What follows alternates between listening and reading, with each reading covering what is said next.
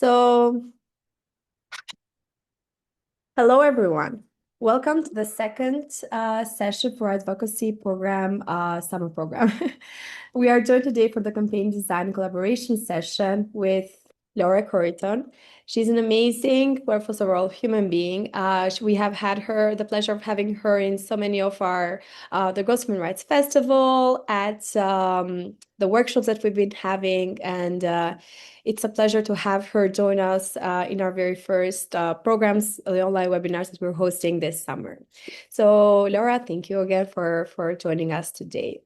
About Laura, Laura is a feminist campaigner, Obama leader, author, and founder of the social enterprise Sex Ed Matters. She spearheaded the first online tampon tax petition, which successfully lobbied the UK government into establishing the tampon tax fund. Thank you, Laura. Through which almost £100 million was donated to female-focused organizations. And the tax in 2021 and now supports sister petitions around the world. She has since founded a social enterprise dedicated to making equality, confidence making, building sex education accessible to everyone to tackle rising rates of violence against women and girls.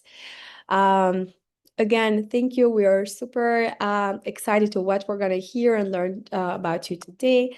I'm pretty sure that the girls will have so many questions, and for those that will be following us, the recording afterwards, you'll definitely have a lot of emails coming to you about your campaign and what you've done, which is amazing and has definitely shaped, which is, if you have to say something that has shaped the lives of others, this is definitely an amazing and the right thing to quote.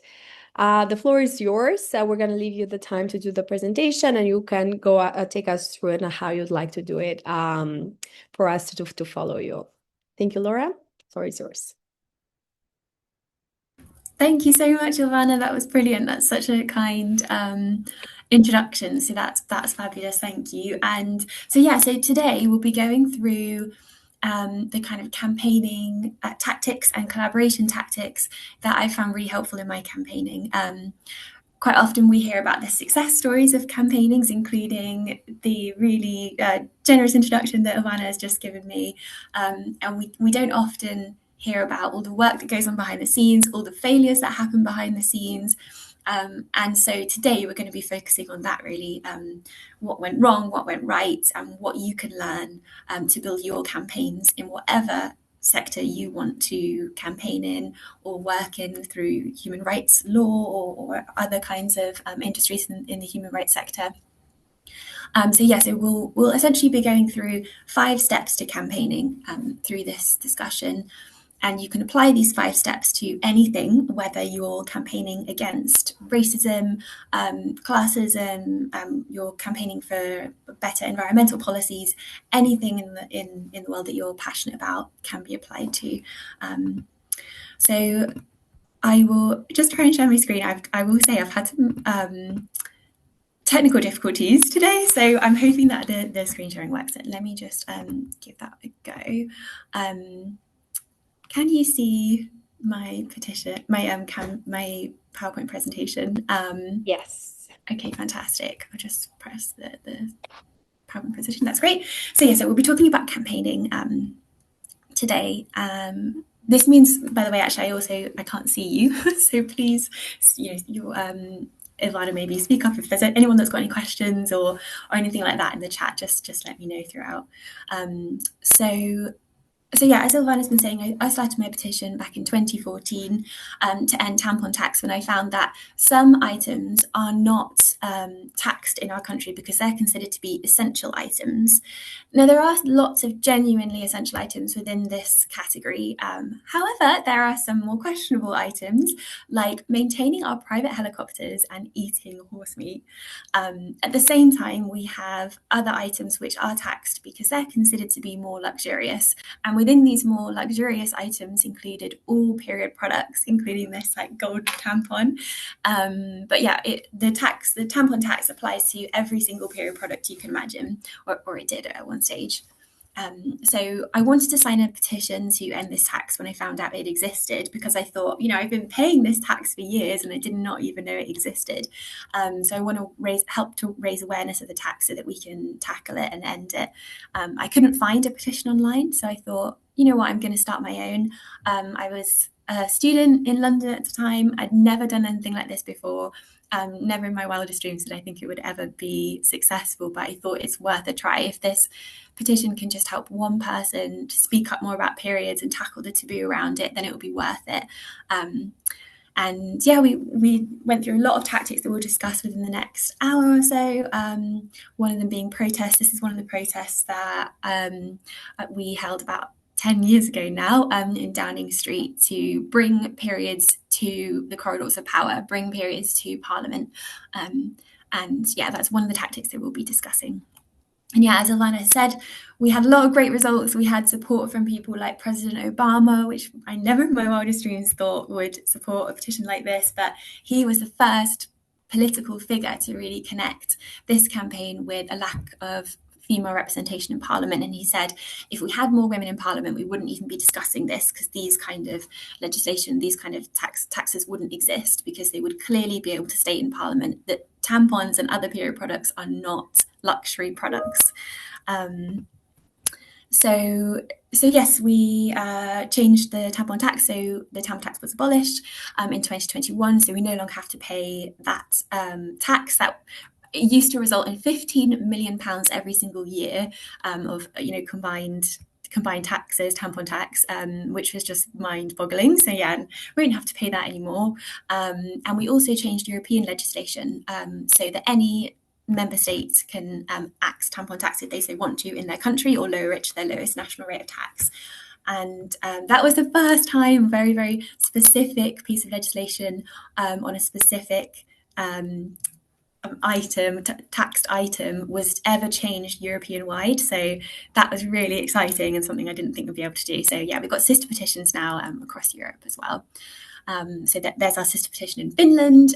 There's President Obama talking about it, but we've since branched out to the rest of the world. So we have a sister petition in Canada, in India, there's the Brooklyn Bridge, in Tanzania, France, and this is the last image of the UK. That's my mum in the red polka dot coat, which she got specifically for the tampon tax petitions.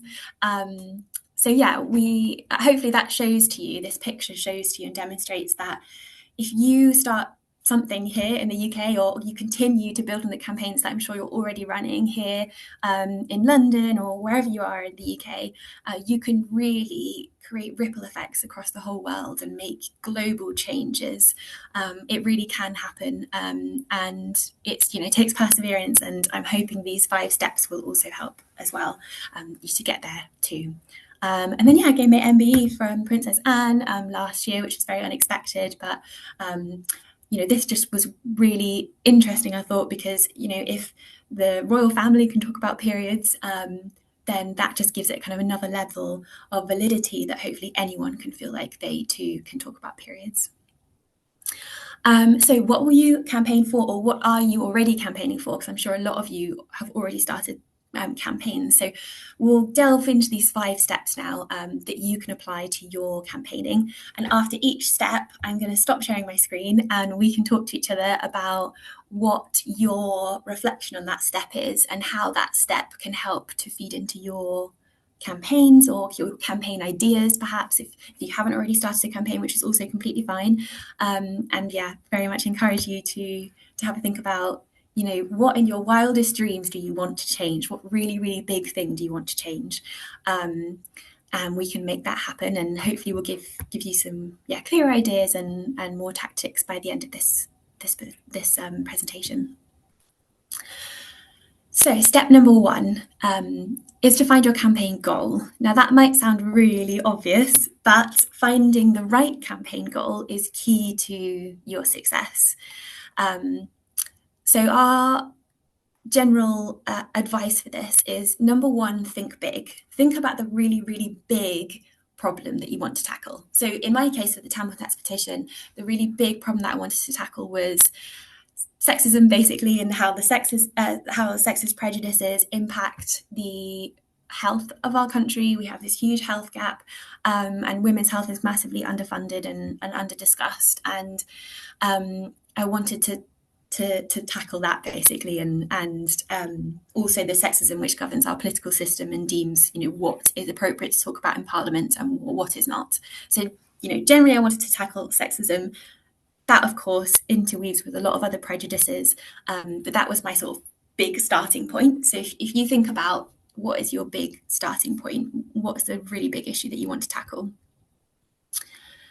Then we want to think about more specifics. So secondly, narrow your focus and find your specific issue.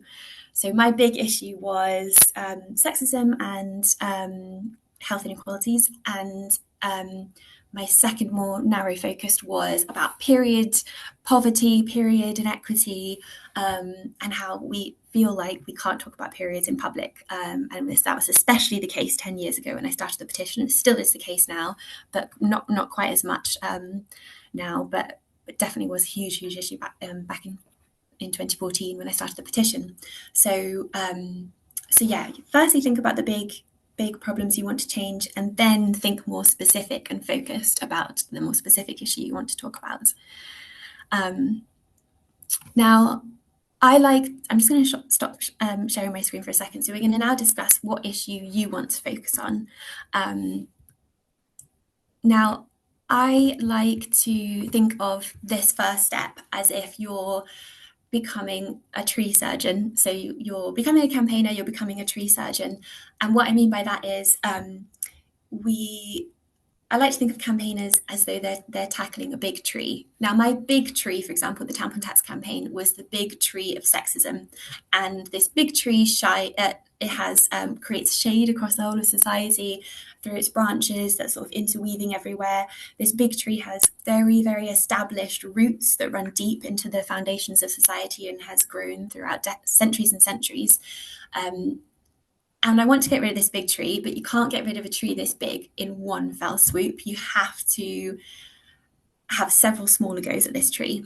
Now, as campaigners, what our job is to find the smallest branch we can to take off of this tree. And if every single person focused on getting rid of one branch from this massive tree, then there would be no tree left in the end. So that's our first job, find that small specific branch. Once you've got a campaign goal in mind, think to yourself, can I be more specific? And if the answer is yes, be more specific. Because no one's going to support a petition that just says, I want to get rid of sexism. As much as we all want to do that, it's too abstract and people won't believe that you can actually do that with one petition. Whereas if you're saying something more specific, like I want to get rid of this one specific law, tampon tax, which is sexist, which facilitates the period taboo, they're much more likely to get behind you because it's something very, very specific. So yeah, I would love for you all to write in the Q&A and share your specific campaign goal ideas. So again, have a think about your wider issue that you want to tackle, and then now share the very specific focus that you want to be your campaign goal. So your equivalent of ending tampon tax, for example. I'll just give you a few minutes for that.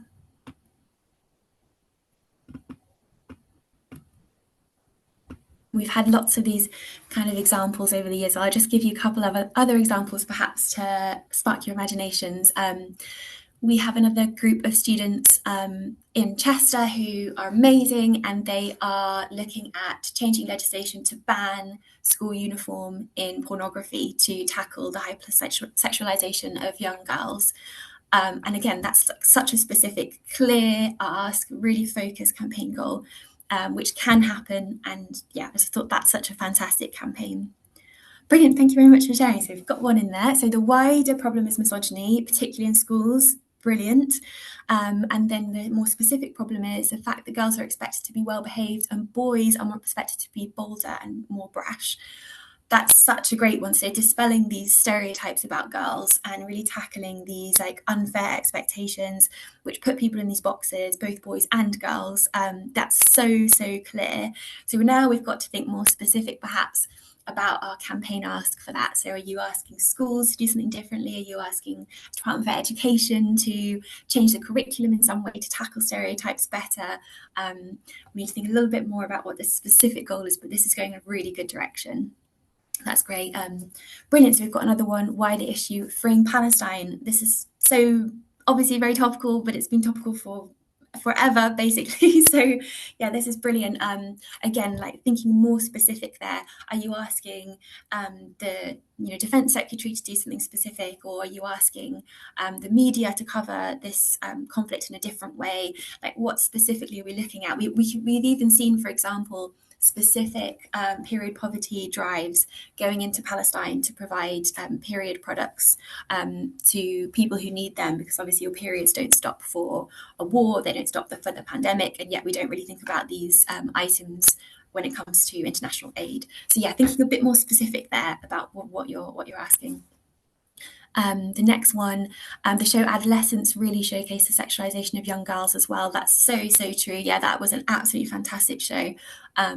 That's great. And then again, we could ask, for example, the Department for Education to stream adolescence in all schools, which is something they are considering at the moment and haven't quite rolled it out yet. But that could be another very specific ask to do with adolescence. Another one, to make housing more affordable.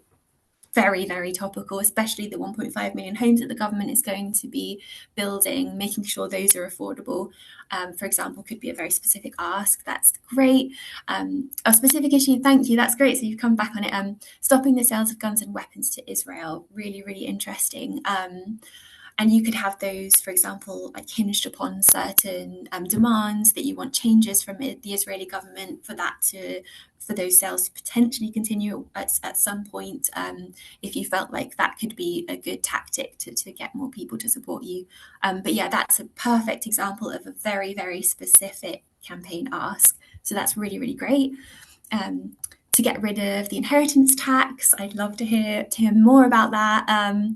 I don't know much about that area of taxation actually, but that sounds really interesting. I think, to be honest, from my experience in lobbying the Chancellor of the Exchequer to change tax, it's very hard, especially in this climate, to get the government to reduce any taxes, because obviously they're looking for as much revenue as they can at this stage to deliver on a lot of their other promises. So they might not go for that one at this stage, but yeah, worth kind of beginning to assemble your army of politicians to make that change happen. Great, just one more then. Thank you so much for engaging. This has been really interesting. Such a different variety of topics. That's great. So the last one is the wider issue of climate change and the detrimental impacts it's had on women and girls in the global south. Yes, I don't think we hear about that enough. We hear about climate change from many different angles, but I think women and girls, especially in the global south, do get left behind in this conversation, and there's been so much research about how women and girls are often going to be the ones most affected by climate change. Yeah, we don't really hear about that enough. So that's absolutely, yeah, fantastic. And just to finish that one off, I just say one more, but this is the same person, so that's great. So yeah, specific issue is we must confront that climate change is having a detrimental impact on people and have discussions on how we can stop this. Yes, I love that. That's great. Yes, have more discussions on this. For example, you might want to go one step further there. Perhaps you might want to ask the Department for Education to strengthen climate change education in schools, so that younger people especially will be armed with the information they need to really be the next generation of change makers and make the biggest difference there. That's brilliant. That's fab. You know what? I probably won't actually share my screen for the next one. I'll just talk through it if that's okay, just so I can kind of see your comments coming through at the same time. And yeah, there's only a few slides for this next one anyway. So great. Okay, fantastic. So step number one, we found our specific campaign ask. You've all got lots of different ideas. So that's brilliant. So keeping with the same campaign, all these 5 steps are for the same campaign. So let's keeping with the same campaign ask. Your next step is now find your decision makers or decision maker. So there's lots of different decision makers that you might be interested in. People often think they have to go for the Prime Minister to make any kind of change. It's absolutely not true. And most of the time, your decision maker won't be the Prime Minister. Instead, instead your decision maker may be your MP if it's something to do specifically with your constituency. It could be the police. It could be the defence secretary if you're talking about international conflicts like we were before. It could be the education secretary if you're talking about curriculum.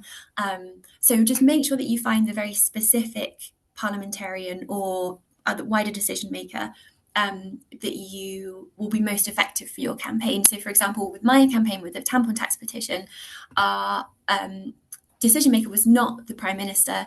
It was actually the Chancellor of the Exchequer. I've got a funny story about that actually, but I'll tell you that in just a second once I've gone through the other decision makers that you might want to think about. So don't fall into the trap of thinking it's the Prime Minister automatically. It could be lots of different parliamentarians. Also, it could not be a parliamentarian at all. It might be your local head teacher if you are wanting a change within your school or college, or it could be your school council if you want to, make a change through the school council more specifically. It could also be a social media platform if you're wanting to change. If you're wanting Instagram, for example, to change its algorithms. It could be a boss in a company if you think a company is acting in the wrong way. It could be the general public if you want to change a perception like stereotypes, for example, like we were talking about earlier. Just thinking about creatively really about who your decision maker is. Now, I would love you to type your decision maker into the chat. That would be really helpful. We can see then the variety of different decision makers that we've all got. That would be really helpful. While you're doing that, I just want to tell you a funny story, I guess, about my decision maker with the tampon tax petition. And that is that, I started the petition in 2014 thinking that my decision maker was going to be the Chancellor.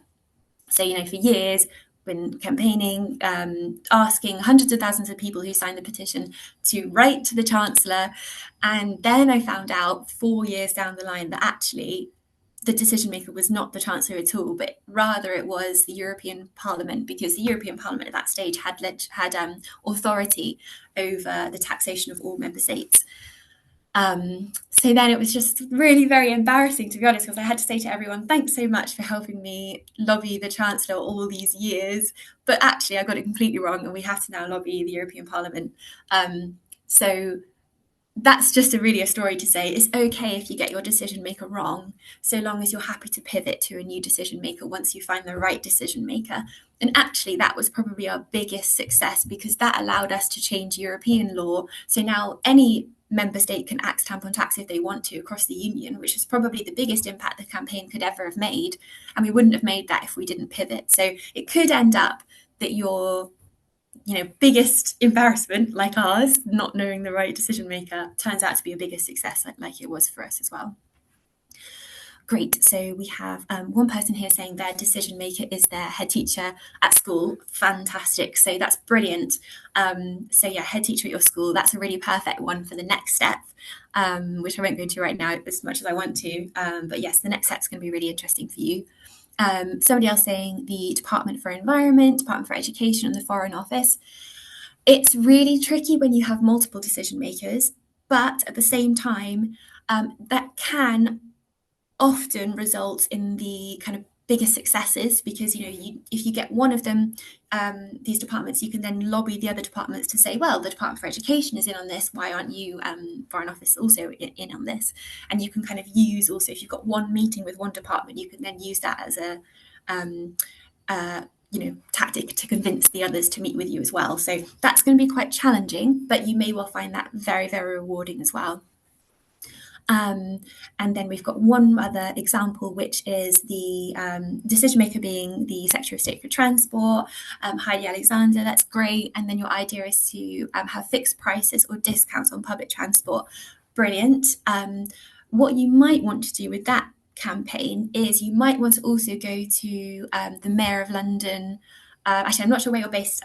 That's so London centric for me. It's just because I'm based in London, so that's the main thing that I know. But you might want to go to your local mayor or local combined authority or local council even, or Mayor of London if you're based in London.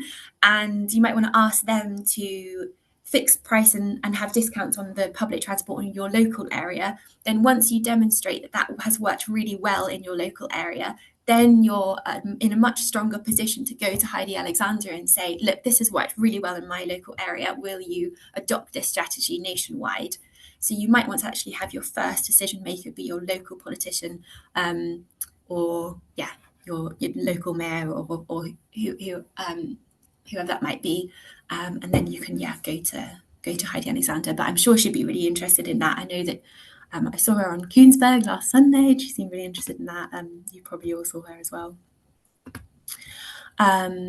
Okay, that's brilliant, and that's fab. So the next step, step 3, is to think about how you're going to get to that decision maker, how you're going to get the attention of that decision maker. So yeah, step 3 is to find your stakeholders, essentially. So for this step, I like to imagine a ladder. So at the top of this ladder is your decision maker. And at the bottom of this ladder is where you are now if you're just starting your campaign, or where you were at the beginning when you start the beginning of your campaigning journey. Now, on every step of this ladder, we want to think of a stakeholder that will get us one step further or one step closer to getting the attention of our final decision maker. Now, you actually weirdly might want to work backwards here. So you might want to think about, okay, the top of the ladder is going to be, let's take one of the examples. So the top of this ladder is going to be your head teacher, for example, that first decision maker example that was given in the chat.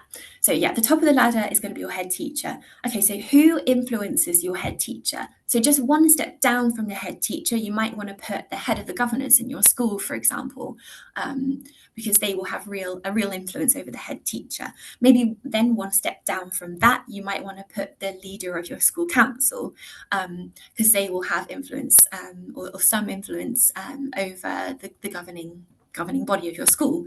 Okay, and then one step down from the school council, you might want to put your teachers. Maybe one step down from your teachers, you might want to put your parents, and then one step down from the parents, you might also want to put your other students in your school. You might want to create a coalition together and a petition together. So yeah, so that then would be an example of one ladder for a head teacher. Now, all schools or colleges are going to be slightly different in their organisation, and you'll know your school obviously better than I do, but I hope that gives you an idea of what kind of stakeholders you can list along your ladder. And this ladder, the visualisation of this ladder, will just help you along your way in your campaign, because the worst feeling in the world is when you reach out to a load of people that you think are going to be really interested in supporting your campaign, and they don't reply, or they do reply several months later and they say, I'm not actually interested, which happened to me so many times I cannot tell you over the years. But if you've got this ladder in front of you, you can think, okay, that's fine, they weren't interested, let me go to the next stakeholder. And it will just help you bounce back a bit from those those incidences that feel like failures, but they're not really failures. They're just helping you move in a different direction. So yeah, I'd love to hear about your different stakeholders. There's different people on that ladder for you. If you want to pop them in the chat, that would be really, really helpful. Yeah, that would be great. I'm really interested to hear what sort of people you're hoping to contact, and yeah, what sort of stakeholders you'll need on your side in that ladder. There's no wrong answers as well. Like, feel free to chuck something in the chat that you're not really sure about. You think, oh, maybe this would be good for my campaign, maybe it won't, and we can discuss it a little bit as well, if that would be helpful.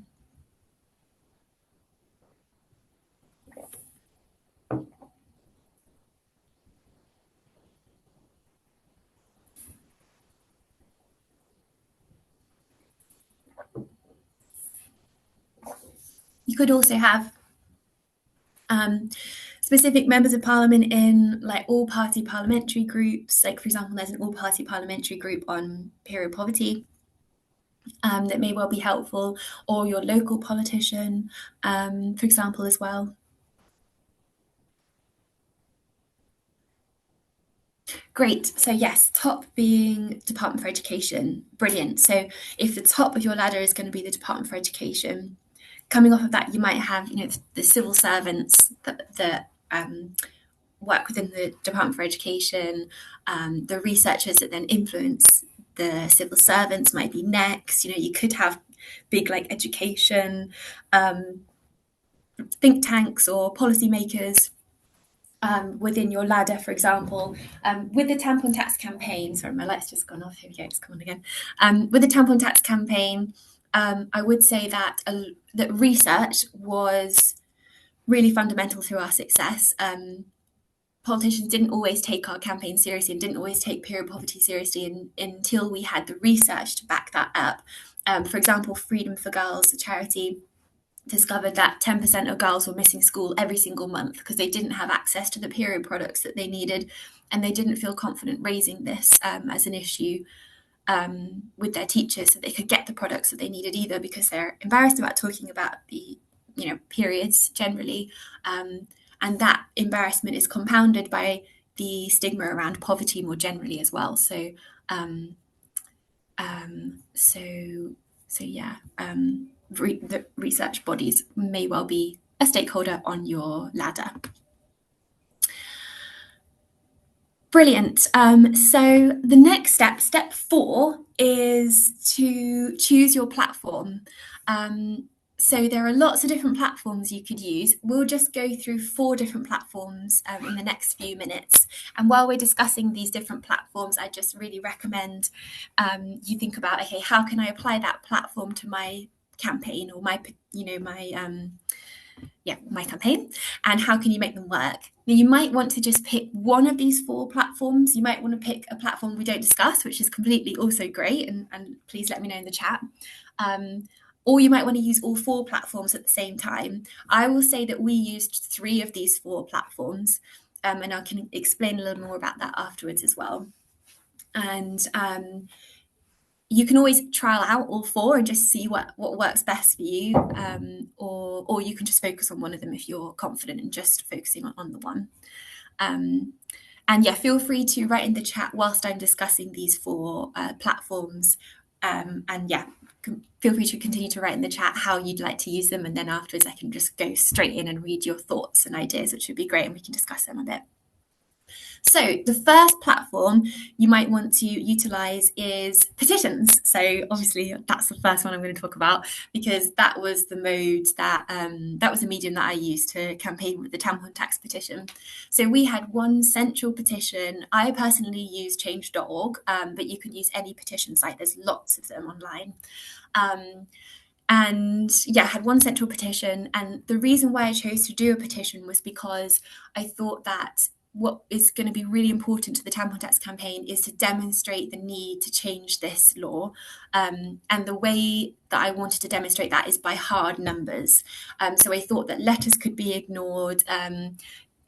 Even campaign groups, feminist campaign groups might be ignored, but direct numbers wouldn't be ignored. And we ended up getting just over around 320,000 signatures.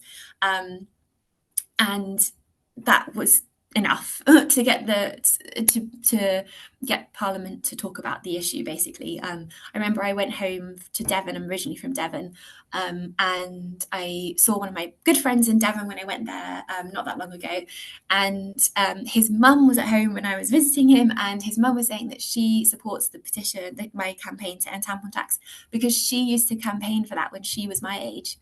And she said to me that, a group of people in Devon can be ignored by Parliament, but what's really great is the petition means that those voices can no longer be ignored, because you can't just say that 300,000 people is a small number. So that's why I went for the petition route, and I found that, of course, really, really effective. Now, just one quick thing to say about petitions is the government does obviously have its own petition website, and a lot of people decide to use that website to start their petitions. Now, if you're thinking of running a petition, I would ask you to reconsider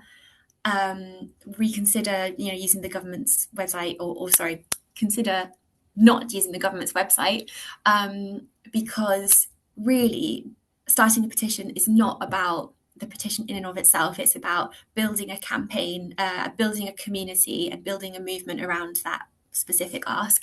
And the problem with the government website on petitions is that it closes your petition within 6 months, so you don't have a lot of time to community build.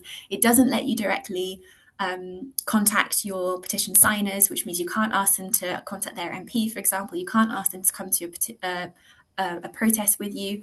It's really difficult to community build with using the government's website. So yeah, I would advise against that, but all other petition sites are basically very similar, so they're all great. People sometimes come to me and say, well, don't you have to get over a certain amount of petition signatures for the government to discuss your petition in Parliament? And that is both true and not true. You have to get over 10,000 signatures on the government's website, petition website, for it to be debated. But to be honest, if you're more likely to get loads of petition signatures on another website, then it's worth, I think, going onto the other websites, because you can continually ask them to debate it again and again and again if you're on another website. Whereas if you're on the Parliament website, you have to get 10,000 in 6 months, which is a very hard ask. And then they can debate it once and basically say, we're not going to do it, and then that's it. So juice is not worth the squeeze there for me personally. But, very much do your own research on petition sites and find what works for you. So the first the first platform you might want to use is petitions. The second platform you might want to use is letters. So you might want to create a letter that lots of people can sign, for example, that you might want to send to the Department for Education, as we were talking about earlier. And that might demonstrate support from lots of different bodies and organisations that represent the education sector, want a specific change. And that can be a really, really powerful tool, especially if you send it to the civil service within the Department for Education. That can be really, really effective.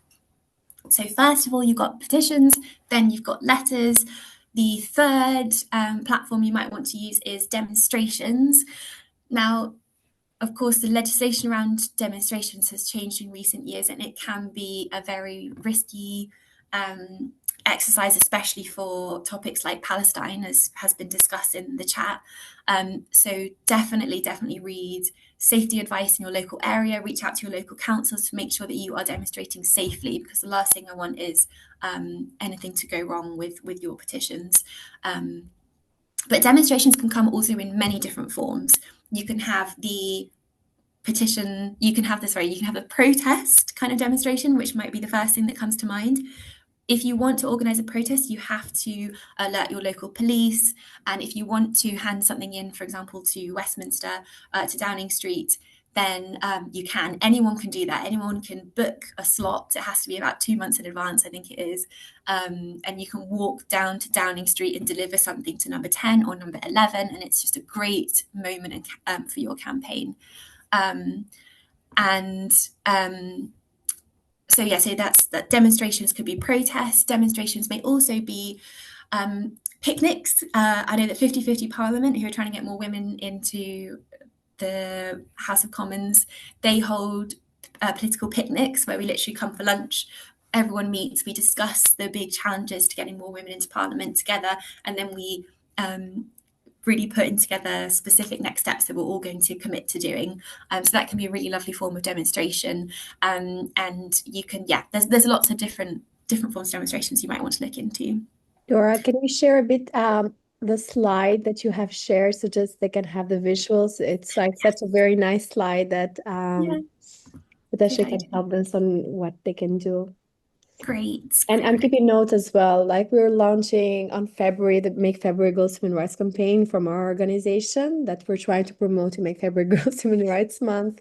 And I'm keeping notes as you speak. And I'm going to share with all the teams. Such very insightful points. Thank you so much for everything. Brilliant. Thank you. That's great. Fantastic. That's brilliant. Okay, cool. And then the last one is social media. Now, you'll probably know more about social media than me. So this is actually the one platform that we didn't really use that much for the Tampon Tax campaign, but obviously it's a really, really powerful tool for you to use, especially to gain petition, signers if you decide to go down that route, or to share your letter, which is signed by lots of other people, and give it more traction and validity. Obviously, social media is great.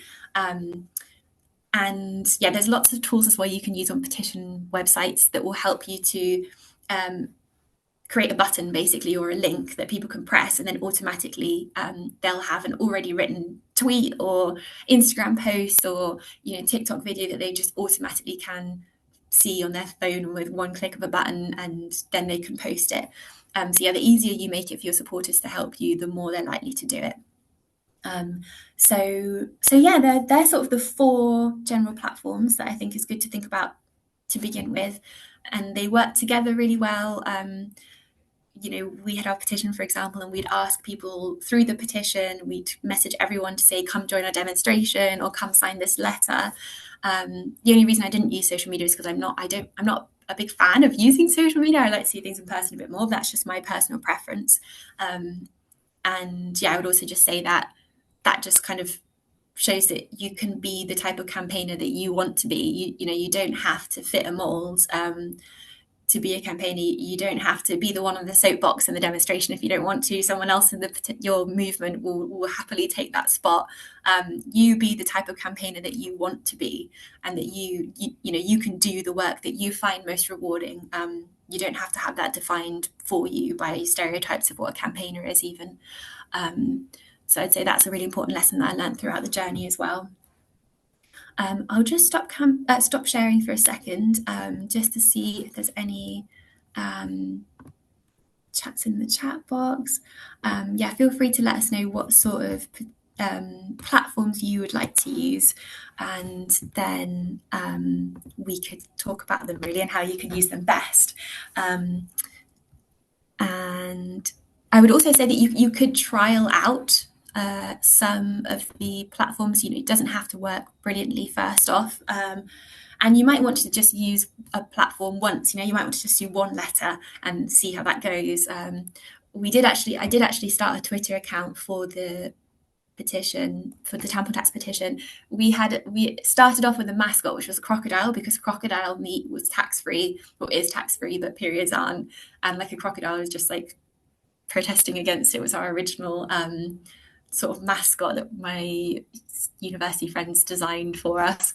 And yeah, we created a Twitter account for Sam the crocodile, and that was quite fun. And it also doubled our petition signatures overnight, which was really, really brilliant. I literally basically didn't use the Twitter account after then, which I really should have done. What I should have done on reflection was ask someone else within the movement if they wanted to run the social media, because other people will enjoy that, and just let them go with it. But I just didn't do that. So yeah, on reflection, I would recommend, if you don't want to do something, ask someone else in the community if they would like to, because I'm sure other people would love to. And just to wait for the others in responding what they would like to use for the campaigns, I have a question, Laura. What do you think, now that everything is so online, are the offline methods that you mentioned more effective, or do you still feel that doing them on social media and using social media can have some sort of impact? Because I feel like everything now is online, the protests, the call for action, and maybe I feel like people do feel a bit bombarded or on what they have to do. It's like call for action here, call for action there. What is your expertise or opinion on this? Yeah, that's a great question. I'd love to hear actually your thoughts about it as well, in terms of the Girls' Human Rights Hub and what's worked online, offline, that kind of thing. But I've probably found that, as you say, offline events are so desperately needed right now. And to really build our communities, we've got to see each other face to face. I think those political picnics are just amazing, and they're just such a great way to bond together and feel like you can discuss problems that you're tackling together in a real honest way. You can read people's social cues when they want to come in a bit easier as well to conversations and discussions. And I think also that the appetite for in-person events is coming back now, and I've seen that over the last 12 months or so. People want to do things in person. But from the campaigning side, I think it's really important to do both. So we would have lots of online calls for action that weren't based on social media, but they were, calls for action to email your MP, to sign this group letter, to create like interesting like posts that we could then literally physically print out and post to different politicians, and to give us testimonies basically that we could then put on different websites and email over to MPs. There's a lot of online action that we took as well as the in-person, and I think having both is really what's key to ensure that engagement is really accessible to your audience. If they would rather online, there's lots of things they could do online. If they'd rather in person, we've got that covered too. But yeah, what have you found, Savannah? I have found online is easier, but I do think offline is more impactful. Like here in Albania, I think there was a movement a couple of years ago to end plastic, and I do feel like it was a different type of topic to have offline and sharing experiences rather than just doing it online. It was good. So I think in the end, a blend is perfect. But Interesting. I do vouch for offline community building, raising awareness, and like fostering those type of connections. It definitely has a bit of more click, I would say. Definitely. Yeah, that's really, really interesting. Yeah, both have their merits definitely, and it's about utilizing both of them, I suppose, when you best can. Great. So I'll just talk really, really briefly. Sorry, I know I wanted to stop 10 minutes or so for questions, but just really, really briefly, I'll just lay out the final step, which is to launch your campaign. Now, you can do this in lots of different ways. You might want to launch your campaign with a school assembly if you want to reach your headmaster, like we were talking about in one of the other comments. You can have a school assembly about it, really asking people to sign your petition. You could even have QR code up behind you that other students can use to sign your petition there and then. Or you might want to do it online, or have like an in-person stall somewhere in like your local market. So yeah, like really thinking creatively about that launch can be really interesting. So just to recap real briefly, so we've got the 5 steps here. Step number 1, find your campaign goal. Step number 2, find your decision maker. Step number 3, find your stakeholders to get to that decision maker. Step number 4, choose your platform or platforms and how they interact with each other.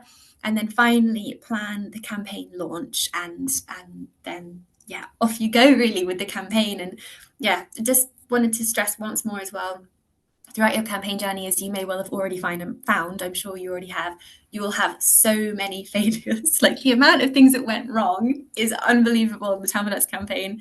But don't let that stop you. Or if I probably personally reached out to over 200 MPs to try and get them to talk about this in Parliament. One said yes. One of them, Paula Sheriff MP, who was amazing.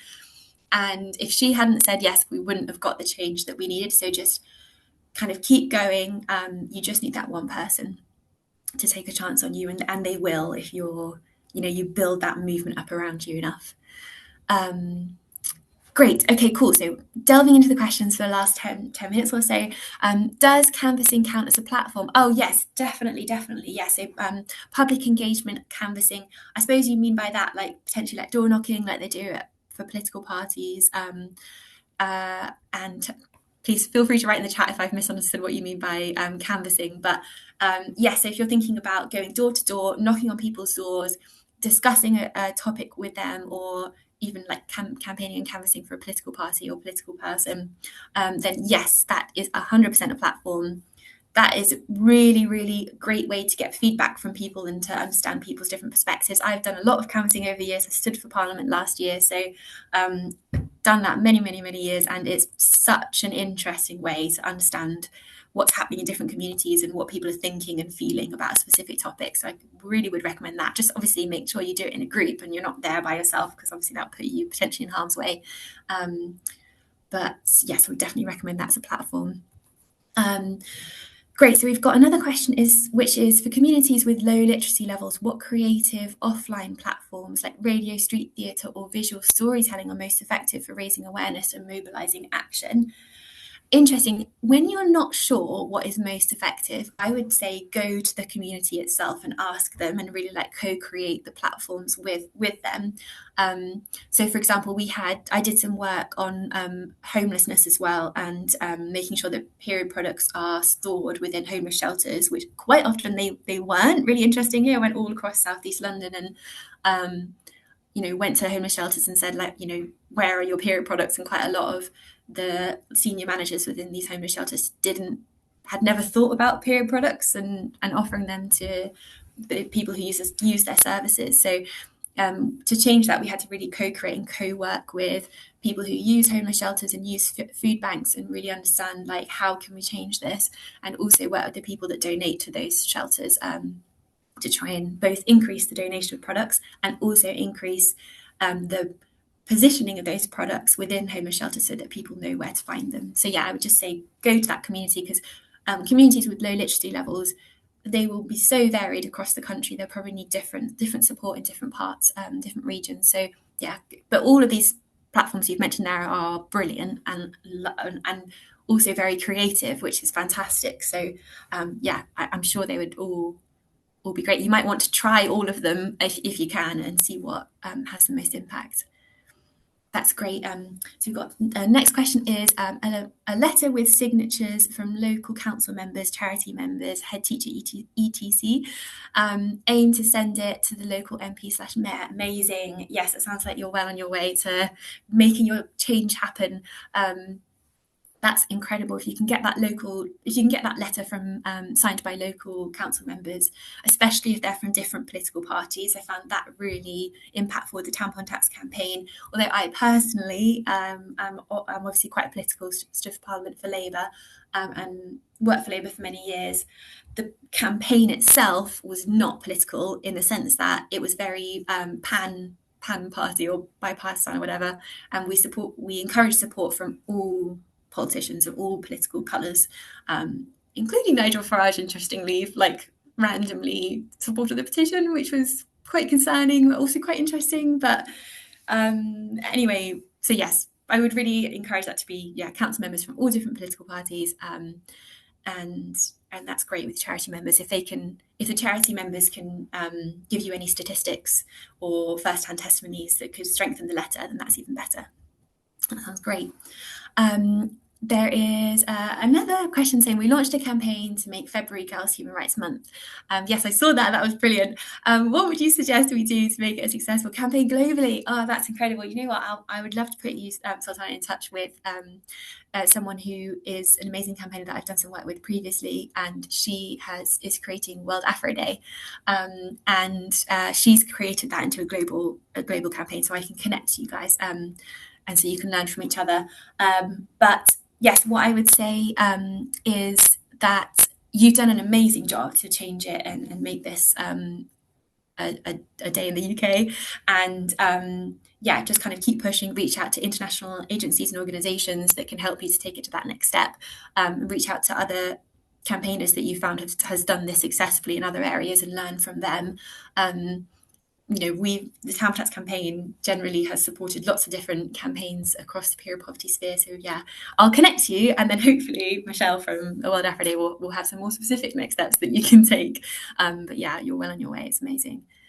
Next one, how did you finance yourself during the campaign? Did you have a full-time job at any point during your campaign? If so, were there challenges in managing your time? I absolutely love this question because I love talking about finance and stuff. I think we don't talk about it enough. There's such a taboo around money, but it's so important to making sure that your campaign is sustainable. So personally, I didn't want to take any sponsorship for the campaign itself, because I wanted it to be very grassroots, and I felt like that was the way that it was going to be successful, because we were getting meetings and stuff with parliamentarians, and we got George Osborne to say the word period in Parliament for the first time ever for a Chancellor. And I just thought that progress might be stunted if there were questions about like who was actually funding us and who it was coming from. But that did leave me in a difficult financial situation. So yes, I've had a job throughout the whole of my campaigning, and part-time jobs as well as full-time jobs, and then eventually I started my social enterprise Sex Ed Matters in 2019, which has allowed me to be much more flexible and kind of finance this a bit easier. But I'm also, for example, now doing a PhD, which has also given me funding to research in sex education and making consent education as effective as it possibly can be. So yeah, I found that academia is actually a really, really great way to be funded and to increase your research too. But yeah, there's no quick fire way of saying how to finance yourself during a campaign. You kind of got to see what works for you personally. Some people, for example, want to be like more social media influencers and get more revenue streams that way. But I personally just enjoyed having a job along the side of it that I can, increase my skills and understanding of different workplaces at the same time. So, but yeah, please do reach out to me though if I can help on that. Because it is a really difficult journey to figure out the financing. Great, so maybe we'll do one more if that's okay. There's only two more left actually. Oops. Great, so what are the best ways to identify? Oh gosh, my laptop's doing weird things. Okay, great. Sorry, to identify and engage key stakeholders and decision makers. And how do I choose the right platforms to reach both them and the community affected by the issue? Great. So the main thing I would say here is trial and error. You can trial lots of different platforms, see what works, and if it doesn't work, that's completely fine. No one really is going to know necessarily as well. So yeah, trial and error. When it comes to engaging with different stakeholders, really think about what do your stakeholders care about and how can you tap into those interests, and how can you, if your decision maker or your stakeholders are influenced by another body or they work with another body, reach out to them as well so everyone has you on their radar. Ask other campaigners within your industry if they will help you as well. And yeah, I'm being kicked out of my room now, I'm so sorry. But thank you so much, and yeah, best of luck, and feel free to email me as well if you need anything. Thank you so much, Laura. It has been a very good session. No worries at all. Completely understand. Okay, so to let you know, we have an exercise to plan. But I was thinking, given that we don't have many members, given that there was a change of time, I'm going to send you this as an exercise for you to do on your emails. And you would be given a task, which would be basically to go through the 5 steps. And you'd have your chosen campaign, and then you'd give an answer to all of these five steps. We'll be sharing this. Sorry. Can you see my screen?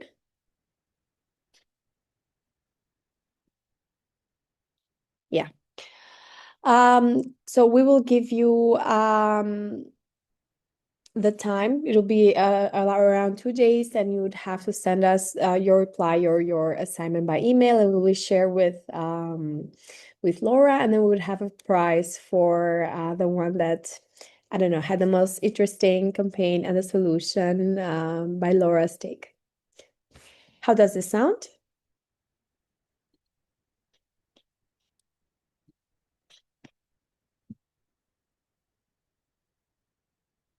Perfect.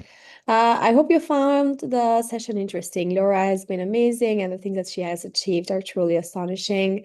Very, very inspiring person. We've had her as a speaker, as I said, in a lot of our festivals and events that we've had previously. I hope that when you finalize and submit exit, there was an email that comes up and allows you to do a post-event survey. Please do fill that out. And if you have any recommendations, any specific comments that you'd like for us to take into account for our next session, so let us know. If you have any issues connecting in the upcoming sessions, please let me know. We will try to keep it for the next sessions to not allow any more changes of time. So the remainder 3 sessions will be on each Tuesday from next week and on at 3 p.m. UK time. I definitely will. Maya, I do think I'm gonna send you the template, and you'd have to just fill in the blank sections, because I also do like an overview and also an explanation for the ones that didn't attend. So Isha, I will also, excuse me, I will send over her email as well. And this will be also in on our website. So on our if you, I'm gonna maybe share my screen as well and let you know where you can access everything. And also, so this is our website.